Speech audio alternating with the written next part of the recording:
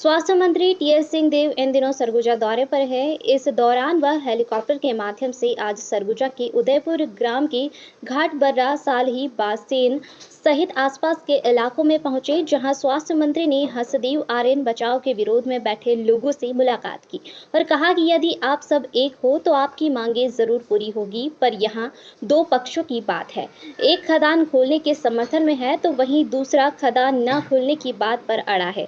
पर हर हाल में स्वास्थ्य मंत्री उनके साथ है और उन्हें एक होना होगा। यह कहकर स्वास्थ्य मंत्री ने कहा कि यदि आप सब एक हो तो गोली भी चलने की नौबत आती है तो पहली गोली स्वास्थ्य मंत्री टीएस सिंहदेव को लगेगी, फिर बाकी किसी और को लगेगी।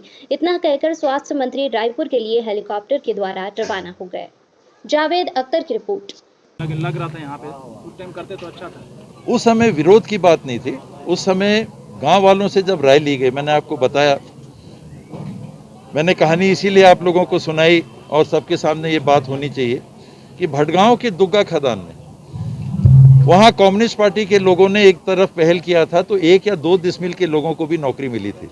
और जब दुग्गा का खदान खुल रहा था तो 2 एकड़ वाले, 4 एकड़ वाले, किसको नौकरी नहीं मिलेगी, नौकरी नहीं मिल पा रही थी।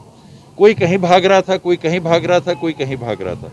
अंत में सब एक हुए तो 365 लोगों को वहाँ पर, स्थानीय लोगों को नौकरी मिली। जमीन कितना जा रहा है, क्या जा रहा है, ये बात छोड़ के 365 लोगों को नौकरी मिली। एक होने के कारण कटकोना में खदान नहीं खुल पाया, एक होने के कारण गांव वालों के, मेरे पहल करने के वजह से नहीं। हम लोग कुछ नहीं है, हम लोग केवल सामने चेहरा दिख जाते हैं। जो ताकत है वो गांव वालों की है।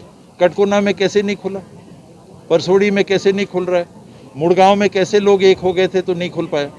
यहाँ पर एका नहीं बनने के कारण जो खदान खुला वो इसी कारण से खुला। मैं तो आता रहा, उस समय भी आता रहा। यहाँ भी मैंने परसा में बोला था कि सहमति मत दीजिए, गांव वालों के सामने, सबके सामने बैठ के, बल्कि एसडीएम और तहसीलदार भी शायद एक आध बार मीटिंग में थे। बाबा ये लोग इतने दिन से बैठे हैं और कहाँ रायपुर तक पैदल चले गए और क्या क्या नहीं कर रहे हैं। अब देखिए, राहुल गांधी जी ने जब इंग्लैंड में बैठ के संज्ञान लिया है तो हम लोग के पास उनसे बड़ी कोई शक्ति नहीं है पार्टी के अंदर।